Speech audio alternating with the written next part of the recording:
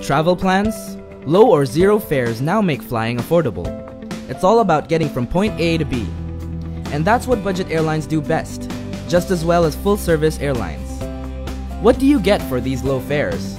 No frills, just the flights. No food, newspapers, generous baggage allowance, passenger lounges at airports, or frequent flyer miles. Only the essentials remain, keeping costs low. How do budget airlines work?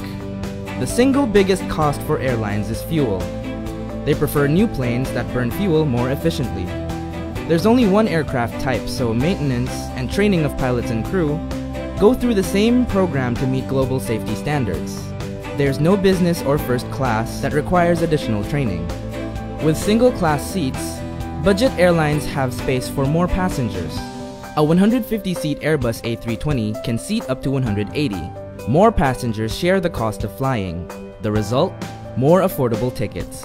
In some flights, ticket sales exceed the actual number of seats. Airlines use a formula to calculate how many passengers will show up for each flight. They increase the seats for sale, knowing that a percentage will not wake up on time or forget they bought a low-cost ticket. Airlines use a fare ticket system that rewards early ticket purchases online. In each flight, a number of seats are reserved for promo fares on a first-come, first-served basis. These unbelievably low fares are up for grabs first. As the travel date nears, the fares get more expensive. How do you get the best budget flight deal? Consider the time of your flight and where you're headed. On holidays like Christmas, New Year, or long weekends, demand spikes for some destinations on particular times of the day. During the Sinulog Festival, the morning flights to Cebu sell out fast. If you take the flight going the opposite way on the same day, you're bound to get a really good deal.